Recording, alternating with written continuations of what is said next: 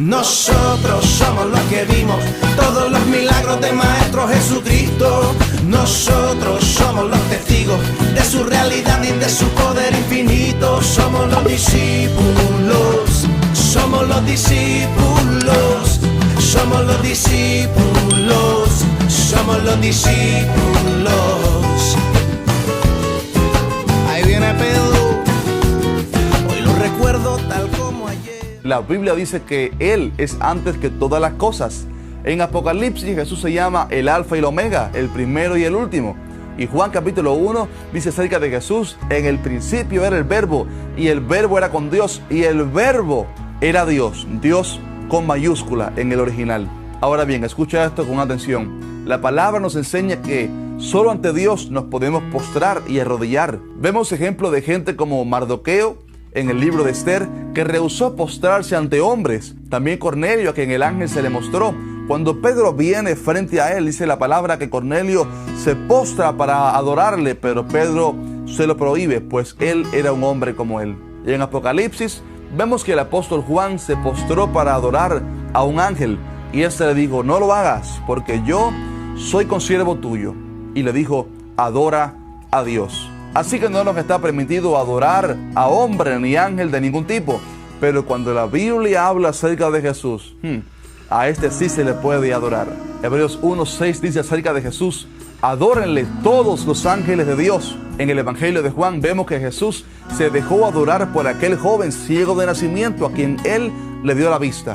Y después de su muerte, al Jesús resucitar, vemos que otra vez se deja adorar por sus discípulos. Esto nos deja bien claro que para que Jesús se dejara adorar y que la Biblia nos mande a adorarle a Él, entonces Él tiene que ser divino, porque solo a Dios podemos adorar. Otro punto importante a saber es que solo Dios puede perdonar pecados, ¿verdad que sí? Así dijeron aquellos fariseos cuando vieron que Jesús le había perdonado los pecados a un paralítico. Le criticaron porque aparentemente él se había robado el derecho que solo Dios tiene. Pero Jesús les dijo: pues para que sepáis que el Hijo del Hombre tiene potestad en la tierra para perdonar pecados, dijo al paralítico: a ti te digo, levántate, toma tu lecho y vete a tu casa. Si Jesús no es Dios, entonces, ¿cómo pudo perdonar pecados? Romanos dice que este Cristo es Dios sobre todas las cosas. Colosenses enseña que en Él habita corporalmente toda la plenitud de la deidad. Primera de Juan 5:20, hablando de Jesús, dice que este es el verdadero Dios y la vida eterna. Para ser salvo e ir al cielo, tienes que reconocer que Jesús es Dios. Si no, no eres salvo. La Biblia dice que el que tiene al Hijo tiene la vida. El que no tiene al Hijo de Dios no tiene la vida. Él todavía sigue siendo hoy el único camino para llegar al Padre. Yo no tengo un Salvador cualquiera. Mi Salvador es Dios, porque Jesús es Dios. Vamos a responder una nueva pregunta que he recibido. Aquí me ha escrito, no me dice el nombre, Shalom Rabino.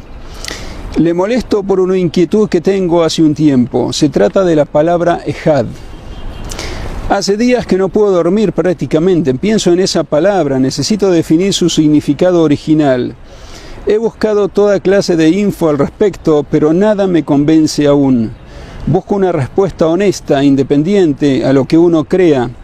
Sé que puedo contar con usted, Rabino. No sé por qué, pero siento en mi ser que de usted tendré una explicación sencilla y única. ¿Es Ejad una unidad compuesta o significa uno solo y nada más? ¿O ambas cosas dependiendo del contexto?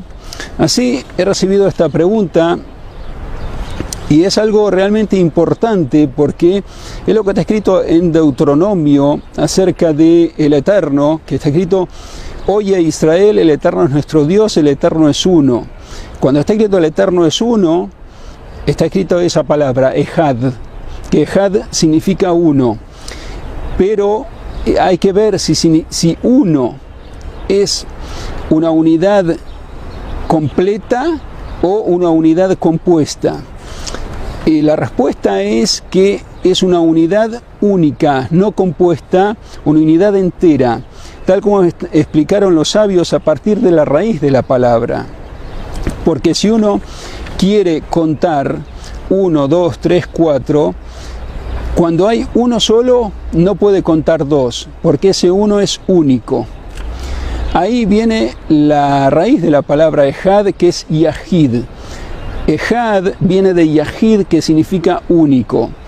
O sea que tiene dos connotaciones de acuerdo a su contexto.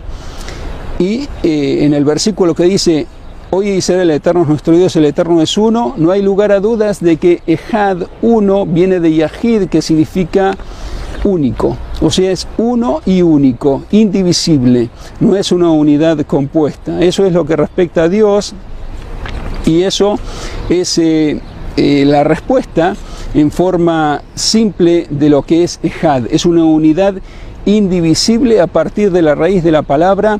Hay muchas otras palabras en el texto bíblico que he encontrado que está escrito lo mismo, exactamente la misma palabra, y significa otra cosa en algunos lugares. ¿Por qué? Porque hay un signo de entonación, un signo de puntuación que diferencia a esas mismas letras, diferencia la entonación de la palabra, y eso hace que signifique otra cosa. Aquí en Ejad, cuando está escrito el Eterno es nuestro Dios, el Eterno es uno, Ejad está escrito y puntualizado de acuerdo a la gramática hebrea, que significa único. O sea, ese Ejad significa uno y único, no solamente uno. Si estuviera vocalizado diferente o con otro signo de entonación, podría significar uno. Pero en el versículo de Deuteronomio dice: el Eterno es nuestro Dios, el Eterno es uno, uno y único, indivisible. Eso, de acuerdo a la gramática hebrea, queda perfectamente claro, y con esto queda respondida la pregunta. Espero encontrarnos nuevamente en un nuevo vídeo muy pronto.